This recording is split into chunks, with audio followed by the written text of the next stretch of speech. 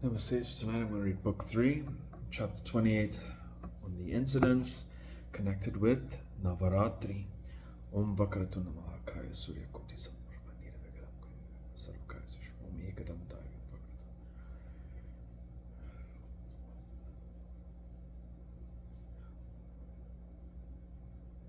Om Guru Brahma Guru Vishnu Deva Maheshwara Guru Saksha.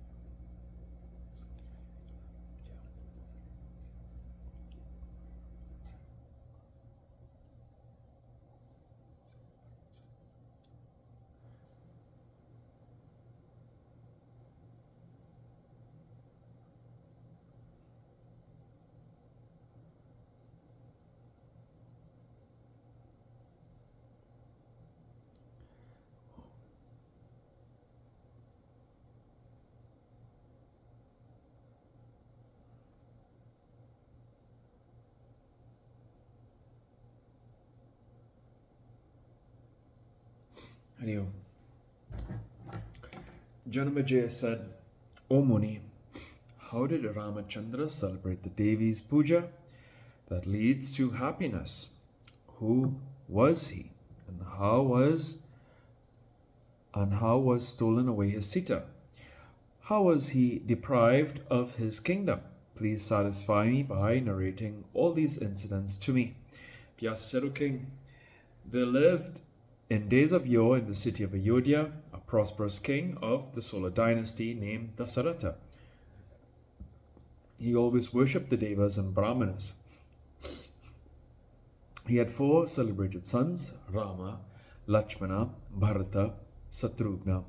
These 4 sons were equally learned and beautiful, and they always did actions agreeable to the kings. Of these, Ramachandra was the son of the queen Kausala. Bharata was the son of Keikahi. Sorry, I'll get mother's name again. Queen Kaushalya. Bharata was the son of Keikahi, and the good-looking Lakshmana and Satrughna were the twin sons of Sumitra. While young, they learned the art of archery and began to play with bows and arrows in their hands. Thus educated and purified, the 4 sons began to give delight more and more to the king. One day, the Maharishi Vishwamitra came to Ayodhya and asked from the king Dasaratha the help of his son Ramachandra for the protection of his sacrificial ceremonies. The king could not cancel the Vishwamitra's request and sent with him Rama, accompanied by Lakshmana. The lovely Rama and Lakshmana accompanied the Muni on his way back. There lived a terrible looking Rakshasi named Tadaka in a forest on their way, who used to give great troubles to the ascetics, and Rama killed her with only 1 arrow. Next he killed Subahu and shot arrows at another knight, wanderer Maricha, and made him senseless, almost dead, and threw him at a great distance, and thus saved Vishwamitra from all the obstacles troubling him in his sacrificial ceremonies. Thus fulfilling the great work, protecting the sacrificial ceremonies, Rama, Lakshmana, and the Muni Kausik, the 3 started from the kingdom of Mithila. On his way, Ramachandra rescued Ahilya from the curse that she was suffering from. At last, the 2 brothers, accompanied by the Muni, reached the city Vidihanagar.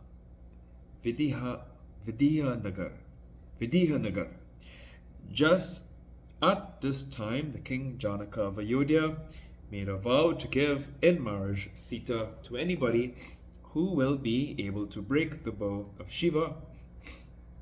Rama broke that bow into 2 and married Sita, born of Lakshmi's parts.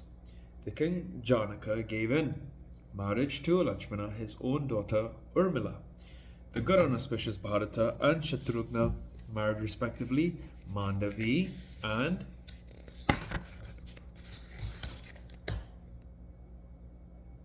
Shrutakirti.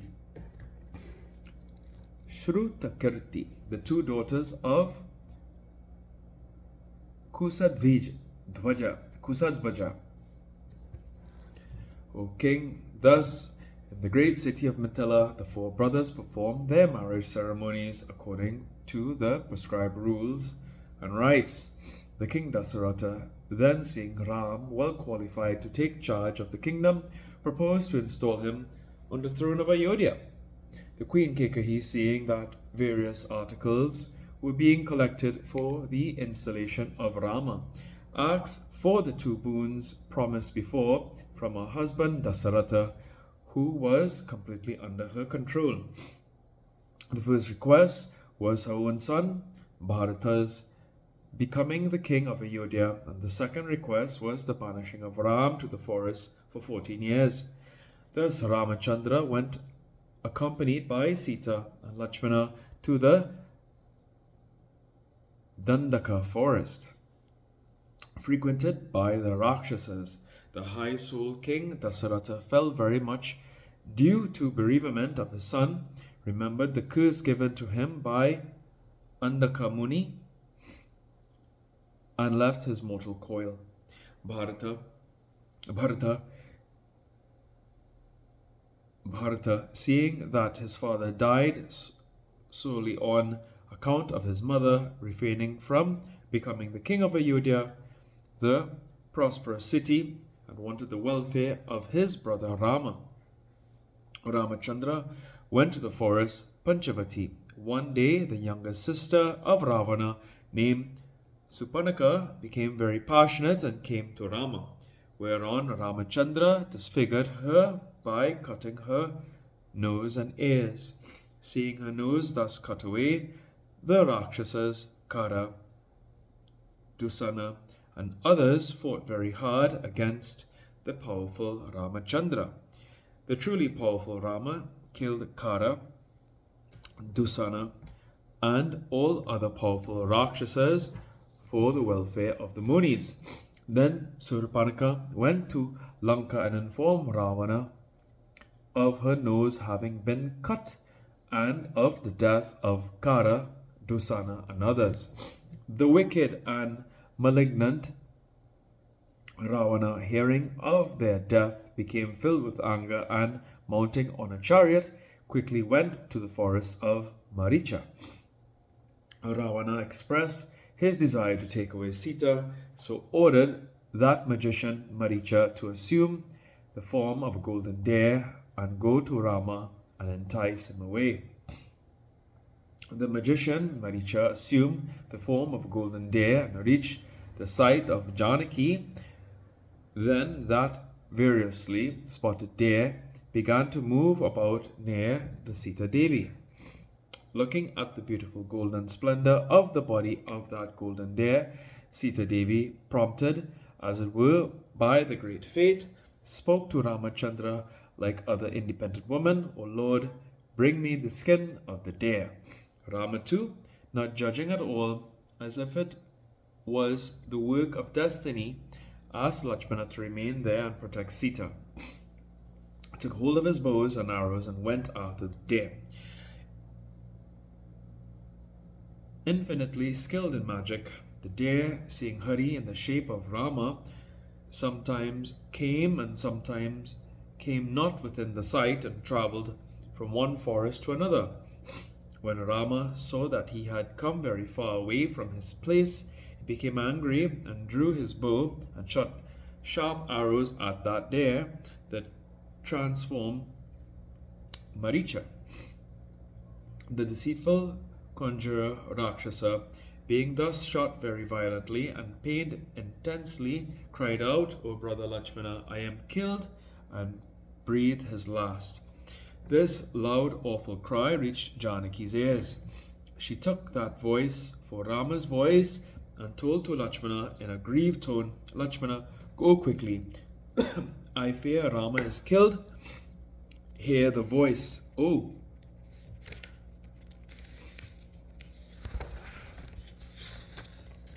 Lakshmana, come quickly and deliver me, is calling is calling you to go there. Lakshmana then replied, Mother, you are alone in this forest, therefore I cannot leave you. Thus, even if Ramachandra be killed, O daughter of Janaka, Rama has ordered me to remain here. Now if I leave you and go elsewhere, then I will be charged with having disobeyed his order. Fearing that, I am unable to leave this place. It seems to me, moreover, that some magician has carried Rama away from here. I am therefore unable to move a step from here and leave you alone. Hold patience, let me consider. I find no such man as can kill Rama. I am unable to leave you by any means alone here and to go away, disobeying Rama's orders. Vyasa said, O king, then the young wife of Rama, having handsome teeth, began to cry aloud fearfully, as if made to do so by destiny, and uttered the cruel words to the pure Lakshmana, O son of Sumitra, I know why you are so much attached towards me. I know very well that you have been sent here by Bharata to accompany us simply to obtain me. O vile Kshatriya, skilled in magic, I am not that sort of woman acting to my wanton will. Never I will accept you of my will as my husband in case Sri Ramachandra be dead. In case Sri Rama does not return, I will certainly commit suicide. Without him, I would be very much grieved and afflicted with sorrows, and I would not be able to hold on my life. O Saumitri, whether you remain here or do not remain, I won't request anything more to you, for I am quite unaware of your mind. But this much I like to say to you. Where has your intimacy towards your religious elder brother now gone? Hearing thus the Sita Devi's words, Lakshmana became exceedingly sorry, and being suffocated with heaving sighs on account of the internal pain, told Sita, O one born from without any womb, why are you uttering such cruel and malignant words? I clearly see when you are speaking such unworthy words that some great evil is sure to befall on you very soon. O king, thus saying, the spirited Lakshmana left Sita and went out weeping very much, and being very much afflicted with grief, traced the footsteps of his elder and went on in search of him. When Lakshmana thus departed, Ravana entered into the hermitage in the guise of a deceitful beggar, bhiksu wearing a red garb. Janaki took that villain Ravana to be a yogi and respectfully gave him offerings of worship and forest fruits. That villain asked Sita humbly in a gentle tone, O beautiful, your eyes are beautiful like palasa lotus leaves. Therefore it seems that you are not an ordinary woman. How is it that you are here thus alone in a wild forest? O fair one, who is your father? Who is your brother? And who is your husband? Being such a beautiful one, how is it that you are in this forest here like an ordinary woman, dumbfounded? O good-looking one, you are worthy to live in a palace filled with nectar. Why are you living in this hovel, in this wild forest, like an ordinary Muni's wife, when your beauty is shining in lustrous beams like a Deva girl? Vyasa said, the daughter of Janaki, hearing the words of Ravana, the husband of Mandodari, unfortunately took him to be a good yogi and replied in the following way, perhaps you have heard that a prosperous king Dasaratha is reigning in the Ayodhya city. He has 4 sons. The eldest of these, Sri Ramachandra, is my husband. The king offered 2 boons to Kaikeyi, due to which Ramachandra has been exiled in this forest and is with his brother Lakshmana. I am the daughter of the king Janaka. My name is Sita. Ramachandra has broken the bow of Shiva and has married me. Resting under his prowess of arms, I am resting here fearlessly in this wild forest, seeing a golden deer. He has gone out to kill that for me.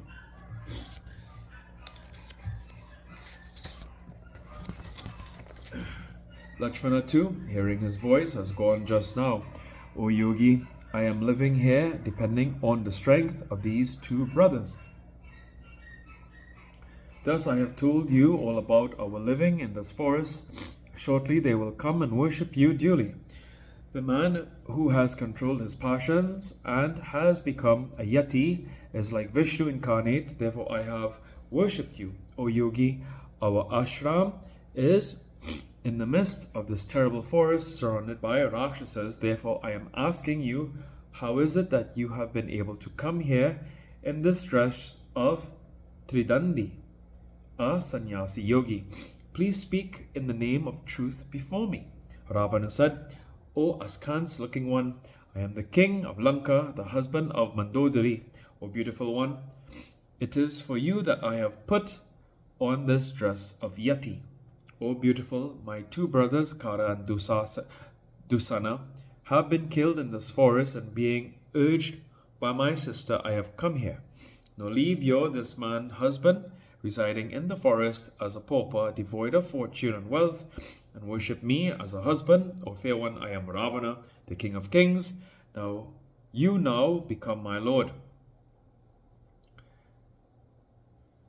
O daughter of Janaka, I am the lord of regents of the quarters, and yet I bow my head down to your lotus feet. Better accept me and fulfill my desires today. Formerly I asked of you from your father, the king Janaka, but he then said that he had laid a pledge. Whoever will break the Shiva's bow will marry my daughter. The Bhagavan Rudra is my guru. Hence I feared to break his bow, and therefore I was not present in your Swayamvara. But from that time my mind is always thinking of you and is in a state of bereavement for you. O beautiful one, hearing now that you are residing in this forest, I, impelled by my previous fascination for you, have now come hither, and you better now crown my labor with success. Thus ends the 20th chapter on the incidents connected with the Navaratri and the description of Ramayanam in Srimad Devi Bhagavatam of 18,000 verses by Maharishi Vedvyasa in the third Adhyaya. So some notes here. Note the story about the origin of Sita Devi runs thus. Ravana, the king of Ceylon Lanka, practiced very severe austerities and got extraordinary powers. He brought the three worlds under his subjection, levied taxes from all. The Devas and all the other inhabitants of the several worlds paid their taxes as imposed by Ravana. Ravana sent messengers to the rishis and the munis, the ascetics, dwelling in forests, and asked them to pay their taxes. The rishis replied that they had no property, but Ravana insisted. The rishis gave them blood, cutting their thighs in a jar that was carried to Lanka. Ravana kept that jar under the custody of his queen Mandodari and instructed her that the jar contained poison and that she should not eat that. Mandodari, however, ate a portion of that out of curiosity and became pregnant and gave birth to a daughter. Fearing Ravana, she floated the jar with the daughter in the ocean, which floated through the oceans and rivers, came and touched the lands of the king Janaka. The peasants, while tilling, found that and took the girl to the king, who reared her as his daughter. Thus Sita, born out of the blood of the Brahmanas, took away subsequently the kingdom, life, and all of Ravana.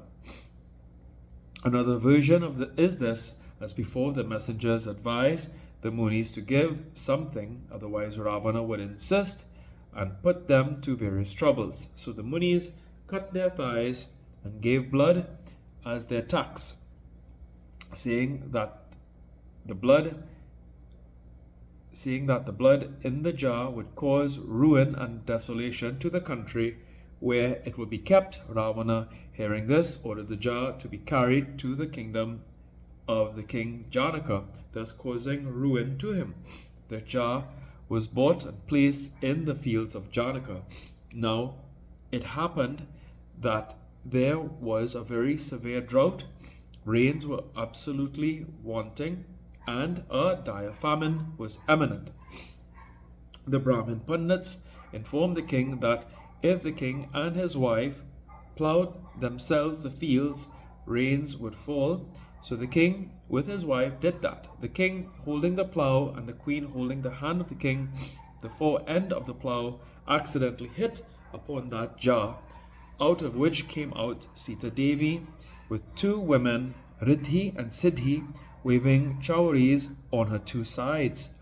The two ladies disappeared, and Sita Devi looked like a girl. The king Janaka reared her as if his daughter. Sita Devi used to lift daily with her left hand the bow of Shiva, kept in the king's house, and daily worshipped that, and thus cleansed the place. Seeing this, the king Janaka pledged a vow that whoever would break the Shiva's bow would marry Sita.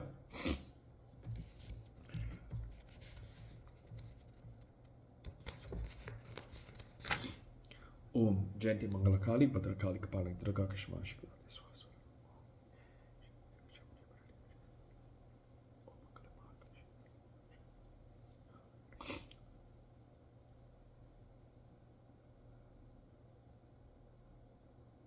Om Tuya Mata Chapitatu Tuya Mandu Shatra Sakatu